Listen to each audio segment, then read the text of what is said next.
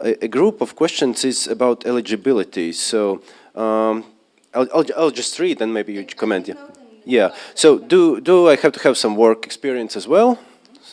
So I'll just quickly translate. So I have a student medical startup. What if, I mean, anything would I gain at the summer school? That kind of question.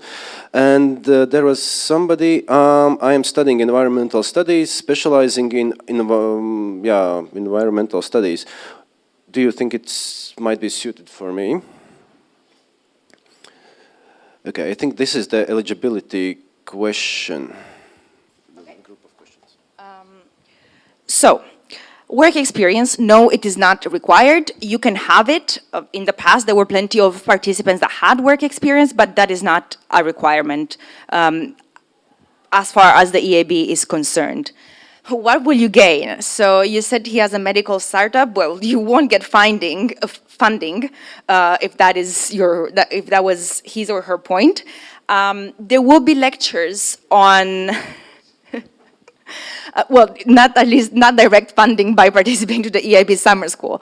There will be lectures from the EIF as well during the EIB summer school, which is the part of the EIB group that finances the most. Oh, okay.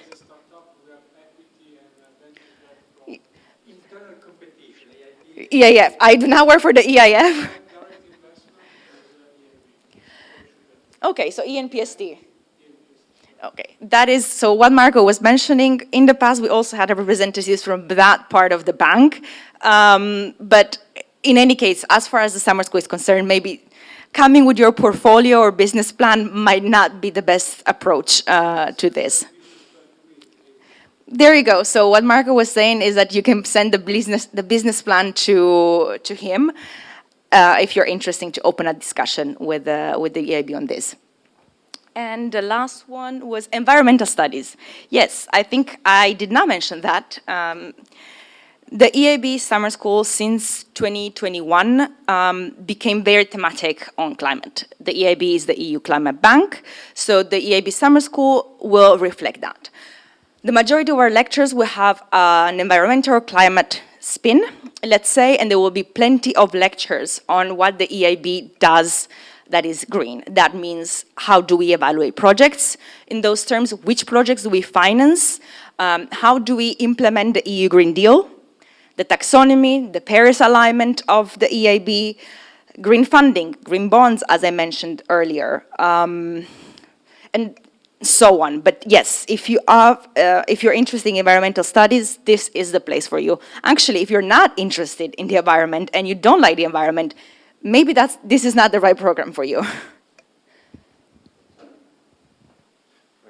So another group of questions. Okay, let's maybe I've grouped those two, but they are more about what was told earlier. Are there any projects that are declined by EIB, and if yes, so what are the reasons why a project is declined?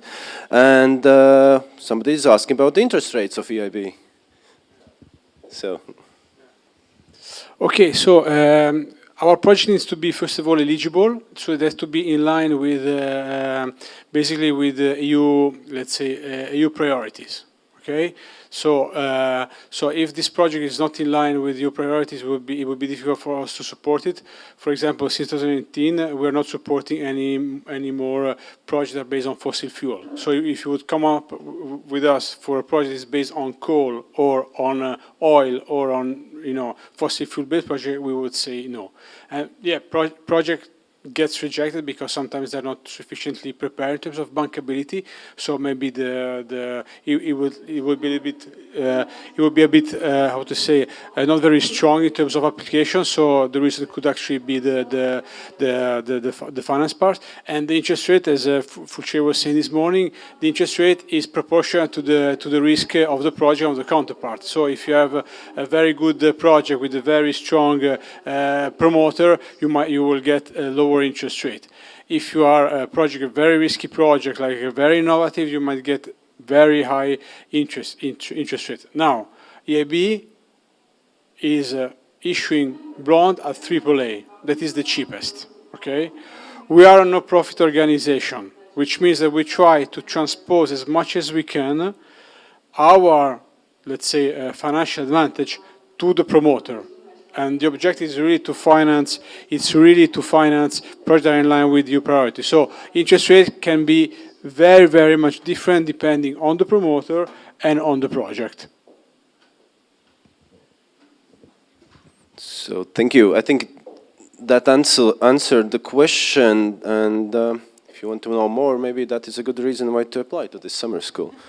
Like, right, but then a group of questions. So again, a bit related to eligibility. Is there some kind of information or a list of basic financial terms that I should know? I might assume the question is there some kind of basic level of or a standard which the person should know? As you mentioned, knowing about bonds and interest rates, does it go much deeper than that?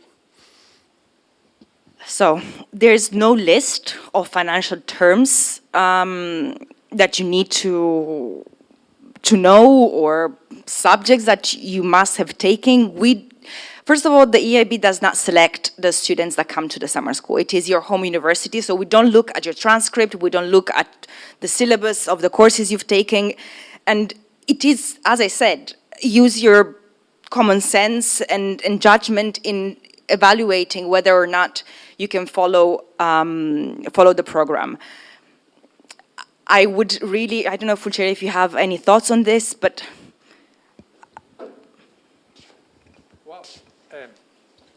We don't have a list, but I can quickly make a list, because I think of a business cycle for the bank, and then I can make a list. First of all, we issue bonds, so please learn what is a bond. You check online in Wikipedia what is a bond. Then on the bond we have to pay interest rate, so check what does it mean, interest rate. Interest rate can be fixed or floating. It's interesting to know. Then interest rates are managed on a concept which is spread. So try to know what is a spread. Then the money arrives to the bank and are landed on the base of credit risk. So try to get to know a minimum what is credit risk, what is a credit risk agency. So what does it mean? AAA, AA, A single, these kind of things. And it is lended with a loan. So try to understand what does it mean, a loan, and what is the difference between lending money or investing money in the capital of the company. So to be on the capital side or to be on the debt side of the company. Maybe you want also to check what does it mean compliance for a bank, because we cannot lend money to even very good projects which are owned or promoted by bandits, by terrorists, by people who want to recycle money. So try to check what does it mean recycling money, financing of terrorism, are two very important concepts. If you are an architect or a biologist, maybe you want also to check what does it mean technically a finance contract.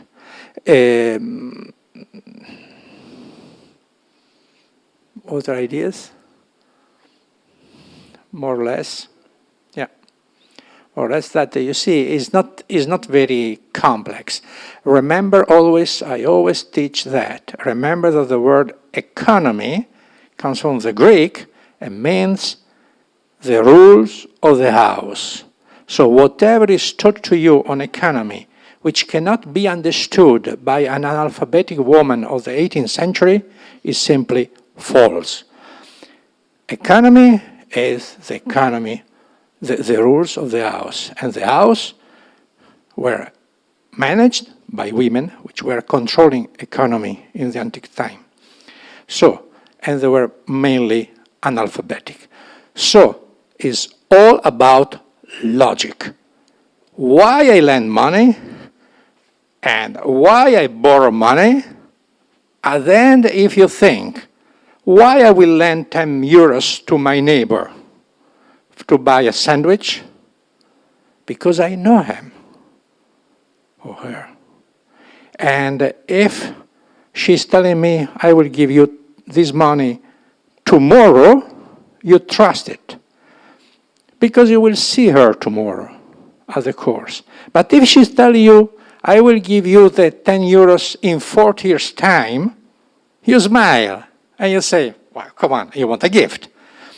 So it means that the risk you put in getting back the 10 euros in 40 years is very high.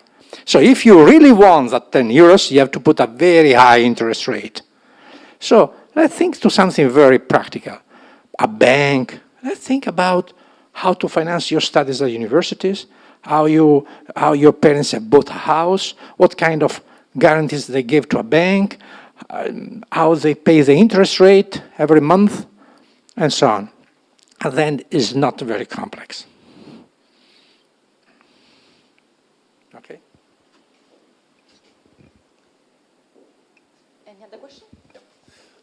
Still some questions and still some time. So a group of practical questions about the language. Is it in English or some other language as well? I think you answered that, but maybe let's answer the question again. Will it be like lectures or more like seminars, the form? So how long does it take? It's 10 days. We can, I think, answer that. Will it happen on every day? I think the question is whether there will be some free days in between. What was it? There was something about what items students need to take with them for summer school. Just laptop, or is there something else? Well, Okay, so all the lectures will be in English. Now, in the corridors, you will hear plenty of other languages. Among each other, you can speak whichever language suits you best. During the lectures, everything is in English. As I mentioned earlier, there will be plenary lectures, which are like, I don't know how to call those in English, but the big lectures you have at university. So the guiding courses of your degrees. And then there will also be seminars, which as a university, they're more interactive, they're more specific, and so on. It's 10 days. Generally, of lectures is 4 to 5 hours per day. So each plenary lecture lasts 2 hours. Each seminar lasts 1.5 hours. Most weekdays, there will be 2 plenary lectures and 1 seminar that you need to attend. So we start at 9 a.m., 2 hours of plenary lecture, then there will be coffee break, followed by the seminar you have chosen, then a very long lunch break, followed by maybe a visit of the city center or one of the EU institutions, and from 4 to 6 p.m., the last plenary lecture of the day. We've given a very big lunch break because we've noticed that in between 2 and 4, everybody's digesting, so it's better to go outside and explore rather than sitting in a room and snooze through a lecture. There is the first Saturday, so you arrive on a Tuesday, Wednesday, it's mostly team building activities and the introductory lecture by Fulceri. Then Thursday is the first day with this full program of lectures. Saturday is free, as in, of course, you have your breakfast at the hotel and the dinner is covered but you do whatever you want. You can go shopping in Luxembourg, you can go explore, hike, whatever you feel like doing, you're free to do so. Of course, we're there if you need indications, help, but nothing is organized because it's nice to have a break. There will be a few slots throughout the week, I think 2 or 3, in which you have the time to work on the final assignment, and that is included in the daily schedule. Then, of course, you can work on the final assignment in the evenings, Maybe don't transform the lobby of the Novotel in a conference room. I think they appreciate that, but other than that, feel free to do your own thing during most of the evenings. And what was the last question? Because I've written it down, but yes, items. As I said, your laptop, a notebook, a pen, the things that you think when you go to attend a lecture or a conference. Lecture-wise, this is all. Again, bring an umbrella because the weather is unpredictable. Don't bring your stilettos. Most of the roads in Luxembourg are cobblestones, not the best shoes to walking. Also, Luxembourg is a bit like this all over. If you want to go for a hike, Luxembourg has beautiful nature. We might even organize something like that on your free day or during the alumni weekend. So bring sneakers, or if you have trekking, hiking shoes, bring those along. Oh yes, and for the graduation dinner, that would be at a nice castle in Luxembourg. You don't need a ball gown or a three-piece suit, but at the same time, bring a shirt. If you have a suit, bring it. Bring a nice dress or a more elegant attire and more elegant shoes if you're just bringing sneakers for the week. The questions are still coming in, and then how much does it cost? I think we covered that, but we can kind of quickly reiterate. And then two similar questions. How many countries usually participate in this summer school? And other one is, how large will it be in the terms of number of people? So I think, yeah, how many countries and how many people there? And one more question about, can there be one-to-one conversation or workshops with teachers if some topics are more interesting and students want to know more? And then after that, a few more. Okay. So for the cost, as I said before, the EIB summer school comes at zero cost for you.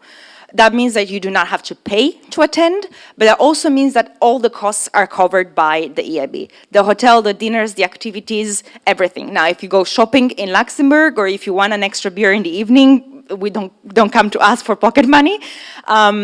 But generally, all costs are covered.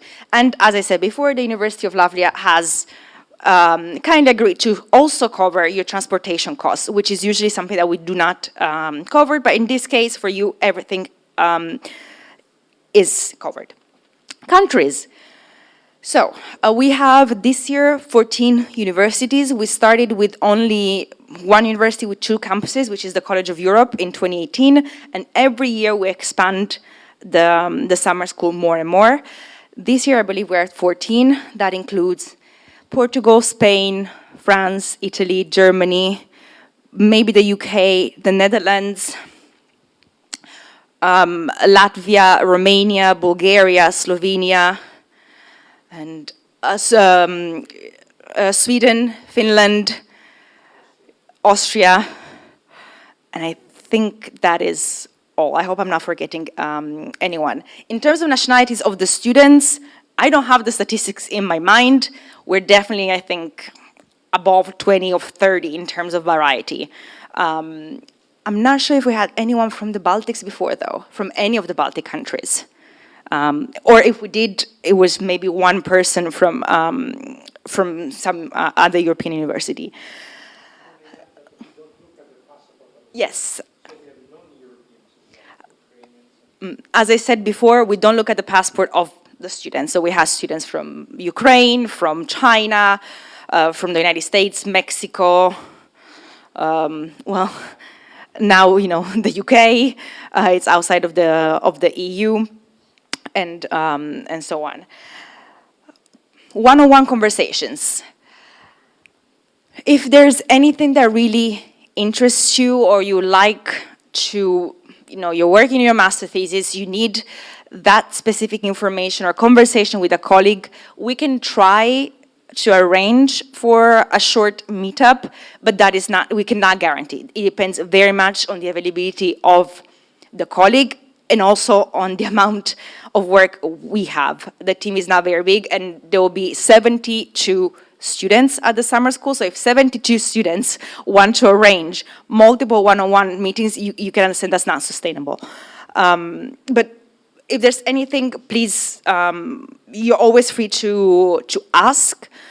But one thing, maybe if you're working on a specific master thesis, and you can always ask the questions during the lectures or the seminars, but don't monopolize the conversation. Be conscious that there will be other 70 or 20 people in the room with you. So if you're just going on for 10 minutes or a 5 minutes monologue of your thesis, it is not very respectful of the rest of the participants. And I would just want to add something which I did not mention before, which is COVID, which still exists today.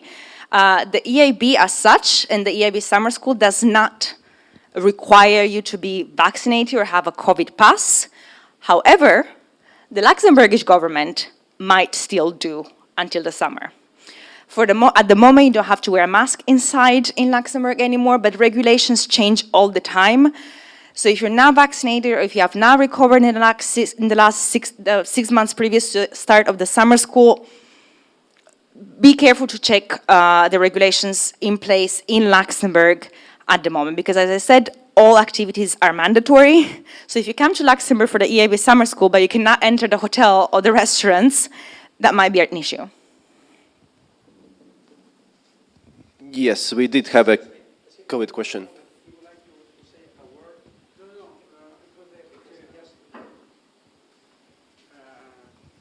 No, an idea that we had now with full share is that once the people from Latvia are selected, we could meet either before or actually after with me, and then we can have a feedback of the, let's say, of this summer school after or before, as you wish. This is something that we could do, because I'm here in Riga, I would say once a month, so we could have also a meeting with the student that will be selected as a feedback of this study. That was just an idea. Yeah, okay, thank you. That is very kind from you, I think, and that is an opportunity for a student, whether they're working on their thesis or exploring some kind of other questions. So just to have at least an interview with an expert from the industry. Thank you. So yeah, we had a COVID question, which I think you answered, and then the last two, I think one was also answered before. Are there any exams, tests at the end of the summer school? And I think you touched on this on as well. The last question, have there been cases when someone from summer school later on is offered a job or intern position? So it's not a recruiting process, but does it work like that sometimes? So, the exams, no, there's no exams. As I said before, there is a final assignment, which is a group project. You will have to present this, but there's really no winner, or you will receive feedback, but there's no winner. It's not a competition, and it is not an exam in the sense of you don't pass or fail the assignment. And the other thing was, yes, the possibility of working and so on. As I said before, the EIB Summer School is not a recruitment tool. So to put it in realistic terms, we had, since 2018, a bit over 200 alumni of the summer school in 4 intakes. Out of those 200 plus, I think 5 to 10, more towards 5, currently work at the EIB. One of them is a colleague, as in he had the 3 years experience because he was already on his second master when he applied for the summer school. So he works as an officer of the EIB. All the other summer school alumni that are currently employed by the EIB are either trainees or graduates, which are 2 programs for young professionals that the EIB does. You can go online, check those programs, check the openings on the EIB career website. I do not work for human resources, so I cannot provide you any more official information on that. as I said, the summer school can help in terms of it's something nice on your curriculum. It gives you inside knowledge of the bank. So during your interview, I know of one person that now works in compliance that really used her summer school notes when applying for the EIB, and now she works as a graduate for the bank. But there's no promise, there's no guarantee. There will be one session at the end of the EIB summer school that will cover recruitment at the EIB. Not in terms of, now you finish the summer school, this is the door for recruitment, but in terms of presenting what type of different positions the EIB has to offer to young or more experienced professionals.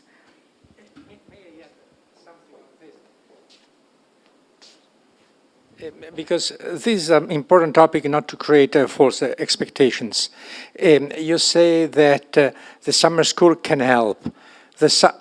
I would specify the fact that you have attended the summer school may help you in, if you are called for an interview, to present your awareness of the EIB in a much better way.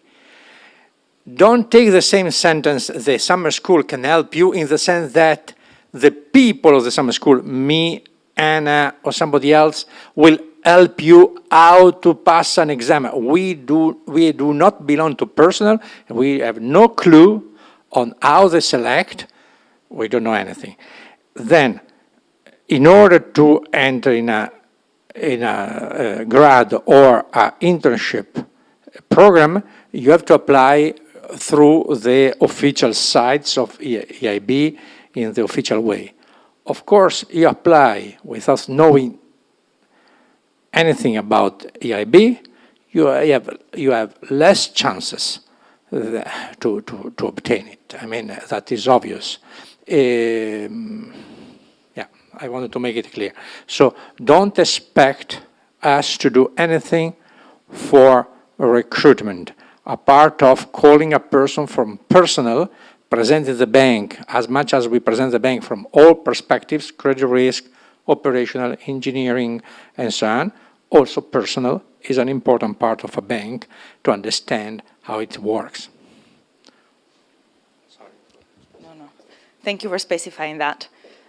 It is very, very important. Anything else? So we're out of questions, but I think we have covered more or less everything. Is there some other questions here as well? So maybe some few words about the applying process, as it was indicated. This is University of Latvia, which is choosing the 3 candidates. So follow on our website and on our Facebook page for more details. You have the flyer. You'll have the presentation as well available. Yep. You have this question and answer session and questions written out if you want to revisit them. And do remember that the term for applying is the 22nd of April. You'll find the application forms at our website. If there are any more questions, feel free to contact us on the contact information at the website. And if we have some questions that we do not know how to answer, we'll ask our colleagues and forward them to them. Otherwise, so thank you very much for your time. Thank you for the vast audience here, and thank you for all of the speakers here as well. So, bye.